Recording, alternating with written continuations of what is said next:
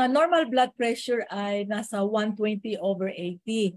Usually, tayo ay nag-mention or nagkakaroon tayo ng tinatawag na expression, nako, naha-high blood ako. Ibig sabihin, tumataas ang presyon mo, although hindi siya literally, it means na mataas ang blood pressure mo, pero yun na yung ating expression, nakaka-high blood. Ayan. So, ang puso natin ang pinaka-importante na organ sa ating katawan. Kapag tumigil at tumagpak, ibig sabihin, patay ka na, wala ng life. So, you have to be careful with your heart at wag natin ito isawalang bahala kung meron tayong nararamdaman na o kung yung tumataas ng ating blood pressure. Paano nga tumataas ang blood pressure kapag ang diastolic ay over 90 na? Ibig sabihin, medyo mataas na ang iyong blood pressure or borderline ka, pero huwag mo naman inuman agad ng gamot porque na-check yung iyong blood pressure na medyo mataas, iinom ka na agad ng gamot sapagkat meron tayong pamamaraan para mapababa yan the natural way. Dahil pag uminom ka ng gamot,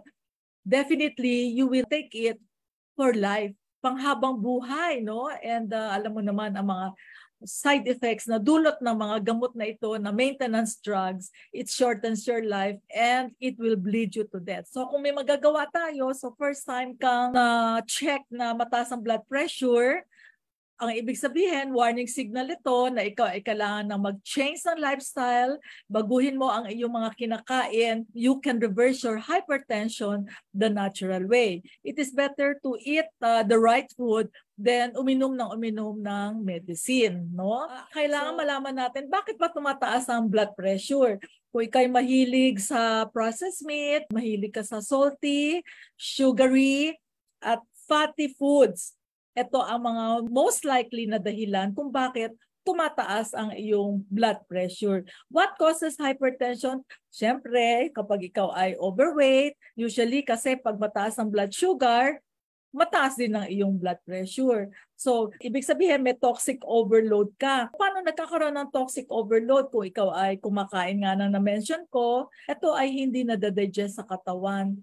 At ito ay naiipon sa colon, nagkakaroon ka ng toxic overload, nag-build up ang mucoid plug na tinatawag, at ito ay magkakaroon ng bara sa ating mga arteries at magkakaroon ng inflammation. So ang daluyan ng dugo ay umuunti, lumiliit. So tumataas ang blood pressure. Too much stress o kaya may emotional problem ka, yan, makakataas din ng blood pressure yan. Kung ikaw ay coffee drinker, anong meron sa coffee? Kasi ito yung nagpo-produce ng double acid production. Yung acid production na yon nagkukos ng inflammation. Siyempre pagka may namamaga, lumiliit ang daluyan ng dugo, kaya tumataas ang blood pressure. Kung mahilig kang kumain ng matatamis, ano yung matatamis? Mga ice cream, donuts, nagkakaroon ka ng fat switch, kaya tumataba. So pag mataba ka, overweight ka, therefore, nahihirapan ang heart to pump dahil ang daluyan ng dugo ay lumiliit. Kung ikaw ay mahilig uminom ng soda, may mga pasyente na hindi sila uminom ng tubig, soda lang.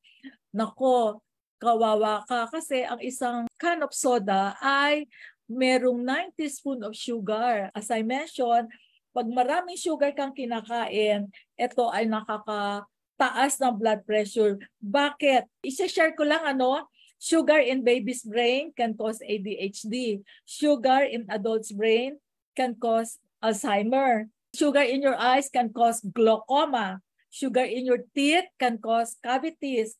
Sugar in your sleep can cause insomnia.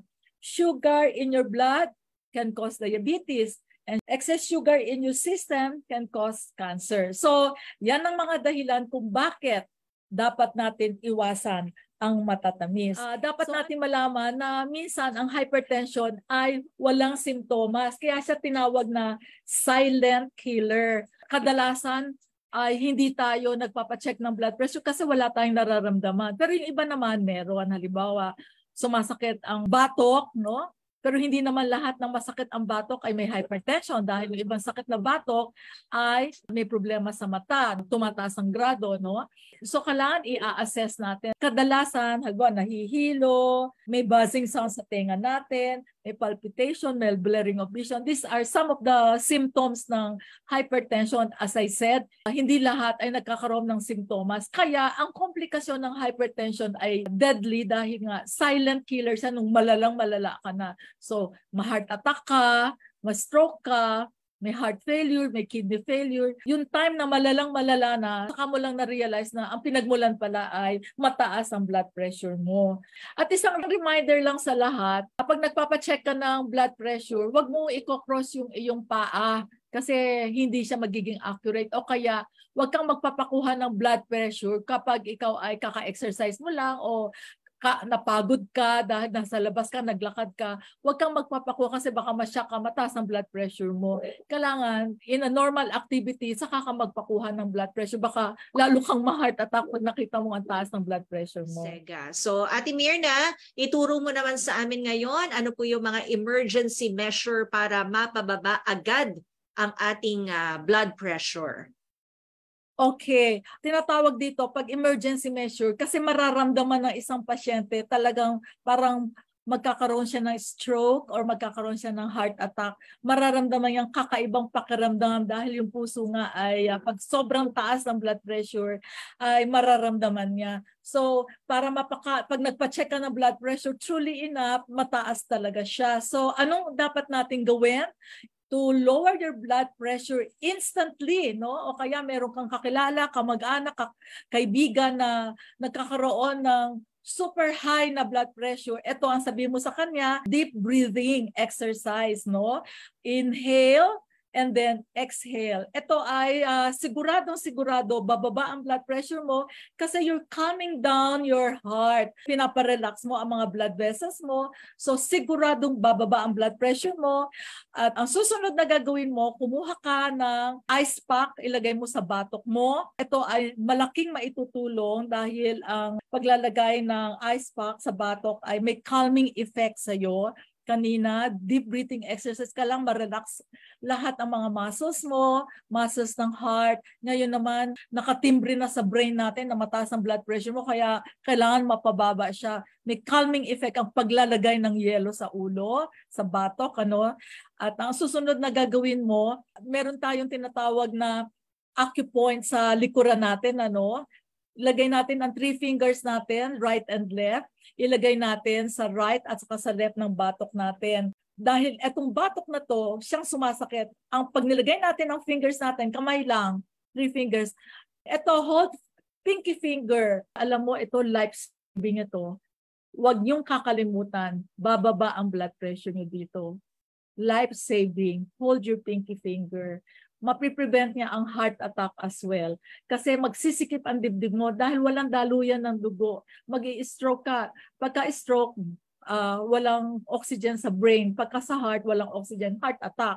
Any of the two ang pupuntahan mo. Pagka too much or too high ang blood pressure. So, etong pinky finger, pag hawak nito ay isang life-saving measure. Huwag niyong kakalimutan ito. Meron tayong tinatawag na address your emotion. So, kapag ikaw ay galit na galit, o kaya ikaw ay emotionally distressed, o kaya ay affected ka with something, let go of this. You have to address your emotion para magkalma ang iyong puso. Or else, heart attack ang aabutin mo. So, anong mas maganda? Abutin ka ng heart attack or let go of your problem. So, kailangan mag-decide ka on the spot, no? Address it, no? At uminom ka ng warm water. Ang warm water nakaka-vasodilate, dinadilate niya ang daluyan ng ating arteries kaya bababa ang iyong blood pressure. Of course, most and foremost, kumuha ka ng garlic. Nako, this is wonder drug. Garlic o bawang ay mayroong alisin. I-cut mo, ilagay mo sa ilalim ng iyong dila. Nako, yung blood pressure mo is sigurado with all these measures, no, instantly blood pressure mo ay bababa. Okay, so Ate Mirna, discuss naman natin ngayon yung mga natural ways to lower our blood pressure. Okay, ang first and foremost, absolute first step towards regularization of blood pressure ay isang malinis na colon. Na-mention ko kanina, bakit tumataas ang blood pressure? Dahil ang pagkain ng mga processed meat ay nakakakos ng toxic overload. Yung toxic overload na yon nagbi-build up ng mga mucoid plaque, at nagkokos ng bara at inflammation sa daluyan ng ating dugo, kaya tumataas ang blood pressure. Therefore, kung ito ang root cause ng hypertension, kailangan tanggalin ang mga bara or yung mga garbage sa ating colon upang hindi na ito makabara yung mga nag-build up ng mucoid plaque, mga acid sa ating colon. Kapag ito ay nilinis, tinanggal through hydrocolonics, nagkakaroon ng instant healing pag-lower ng blood pressure. Imaginein mo, no, kahit na ikaw ay uminom ng maraming maintenance drugs kasi hahabulin mo yung numero ng iyong blood pressure habang ikaw naman ay 6 to 7 maintenance drugs ang iinumin mo for life, hahabulin mo pa rin ng numero mo, goes with it all the side effects of all these medicines, hindi naman bababa ang blood pressure mo. So tandaan natin, kung madumi ang iyong colon, kahit na anong gawin mo, for example, isang baradong lababo, kahit na lagyan mo ng maraming liquid detergent, hindi yan malilin, hindi yan aandar kung barado. So ganun din ang ating mga arteries. Kahit na anong gawin mong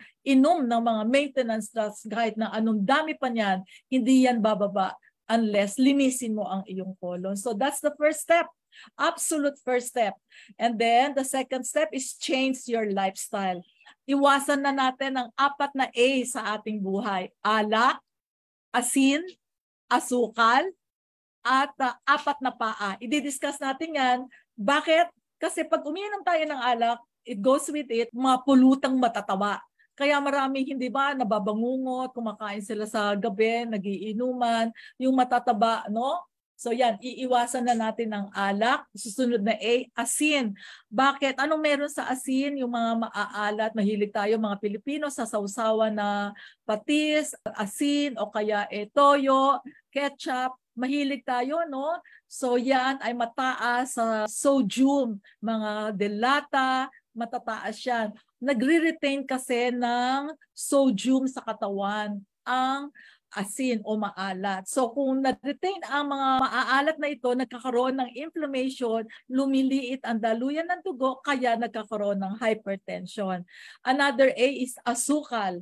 Yung matatamis, no? Mga ice cream, cakes, soft drinks na mention ko na, this is the worst food that you can ever put in your mouth. The sugar addiction is 8 times more addicting than cocaine. Can you imagine?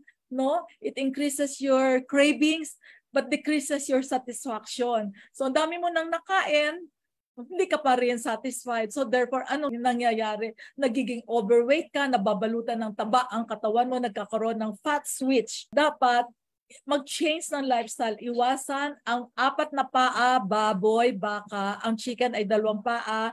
Nako, dahil ito ay hindi siya nadadigest at ito'y nai-imbak sa colon na nagkukos ng mucoid plaque build-up. So, marireverse mo ang iyong hypertension kung mag-change ka ng lifestyle. Marireverse mo ang hypertension by itatama mo lahat ang kakainin mo through a plant-based diet. Ang choice is yours. Gusto mo ng gamot, parami ng parami, or change your lifestyle para ikaw ay healthy at hindi ka na magkaroon ng maintenance drugs. Of course, kailangan mag-exercise ka para ma-increase ang iyong circulation sa katawan. So yan ang mga natural ways to lower blood pressure, no? At ugaliin natin, kasi cold drinks ang iniinom natin, uminom tayo ng warm water. Usually, pag uminom tayo, pagkakain natin, cold water, nagkokos kasi ng constrictions ang cold water. Pag warm water, vasodilation. Ito ang dapat nating tandaan pag uminom tayo ng warm water bago ka maligo o kaya ay bago ka matulog, 1 glass of warm water. Bababa ang blood pressure mo, mapiprevent mo ang stroke. Just 1 glass of warm water will save your life. Of course, na-mention din natin, ang dahilan bakit tumataas ang blood pressure ay dahil sa stressful life. Kaya dapat matuto kang mag-control ng iyong mga emotion. Mag-deep breathing exercise ka para sa ganun, ma-let go mo ang mga stresses mo, hindi ka ma-high blood, tumaas ang blood pressure. Ito ay importanteng malaman natin, minsan tayo ay kain ng kain, halimbawa sunod-sunod, ngayon magpapasko na. Siyempre, ang daming mga kainan, hindi mo siya maiwasan kasi tayo mga Pilipino, napaka-clannish natin, mga family-oriented. So kainan yun ang ating pang-entertain. So not knowing na hindi mo matanggihan, so nababalot na ng taba ang iyong arteries, hindi mo siya mapipigilan, no? So ito ay very important point, na very life-saving, magkaroon ka ng intermittent fasting. Kasi pag napakain ka ng marami, tuloy-tuloy na yun yung cravings mo, hindi ka masatisfy, yung lalagyan, sisidlan mo ng pagkain sa iyong colon, hindi pa napupuno, so gutom-gutom ka pa at gusto mo pang kumain. So therefore, i-condition mong mind mo mag-fast ka. How do you do the intermittent fasting? Mula alas 6 ng hapon hanggang kinabukasan, mga 14 hours lang to 15 hours is enough. So, ang next na meal mo ay 11 o'clock, 12 or 1. Ito will make a difference in your health. Why? It will give your organs a chance to recharge. Yung kidney mo, yung liver mo, hirap na hirap dahil sa maraming pinifilter na mga toxins dahil sa daming parties na pinuntahan mo. Ngayon nag-rest na sila, nagkaroon sila ng chance to recharge. And this is an important point for each one of us in order to stay healthy at hindi tayo tumaas ang blood pressure or cholesterol or triglyceride natin. Very important na i-practice natin ng intermittent fasting kapag tayo ay napakain ng marami. So, syempre, hindi naman lahat tayo ay marunong sa acupuncture points. So, ating sinasuggest dito ang ating acupressure points. So, pag nararamdaman mo masakit ang iyong batok, sa sentro ng iyong palad, i-press mo lang. And then count 10. And then, circle mo ang kamay mo, clockwise. Count 10, 1, 2, 3, hanggang 10. And then, counterclockwise.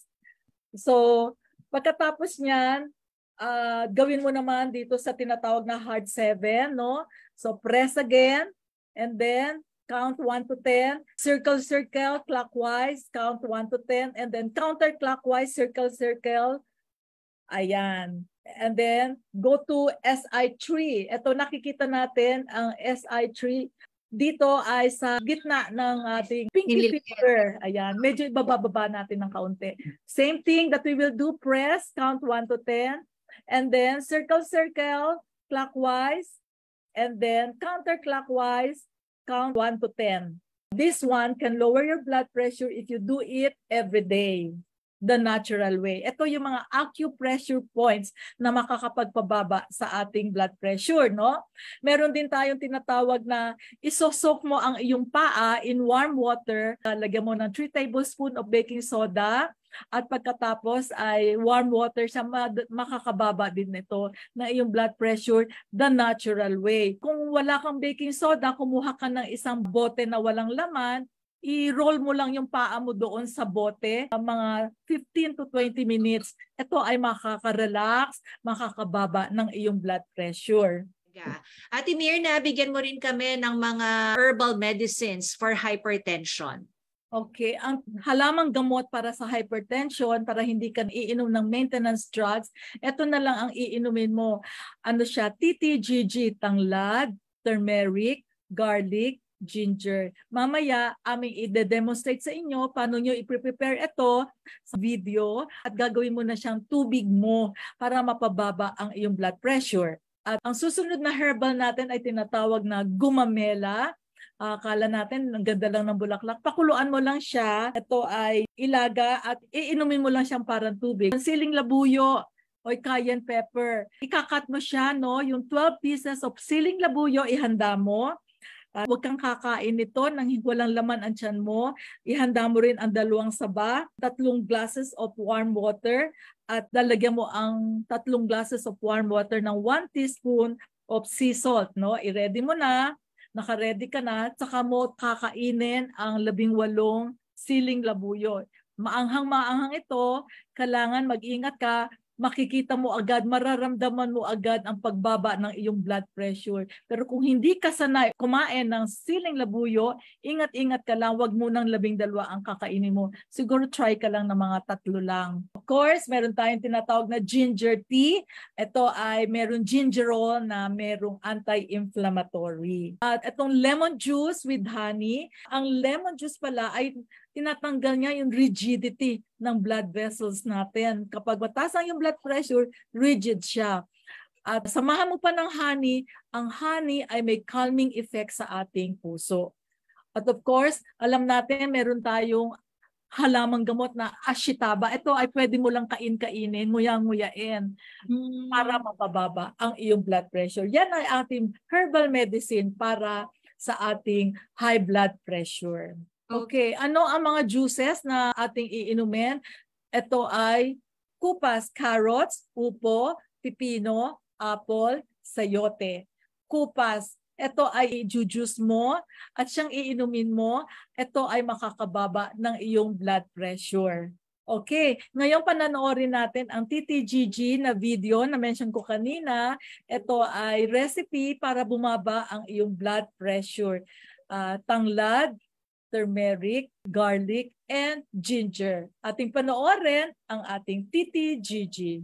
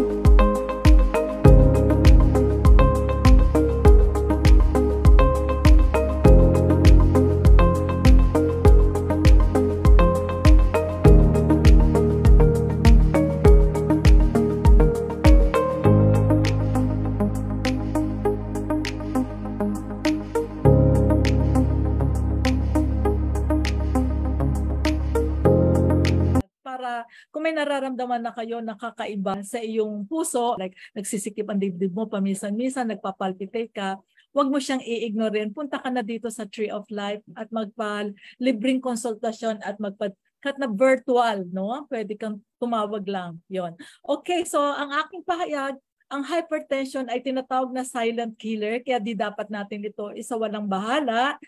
Lalo na ikaw ay may nararamdaman na, no? Dahil baka ito ay mauwi sa stroke or heart attack, mas nakakatakot ito na ikaw ay maging living dead, no? Ang pag-inom naman ng blood pressure medication ay costly. At iinumin mo ito ng panghabang buhay. So, ito ang good news sa mga nakikinig ngayon. Pwede mong ma-reverse ang hypertension mo sa natural na pamamaraan sa pamamagitan ng pag-change ng lifestyle at pagkain ng tama at paglilinis ng kolon.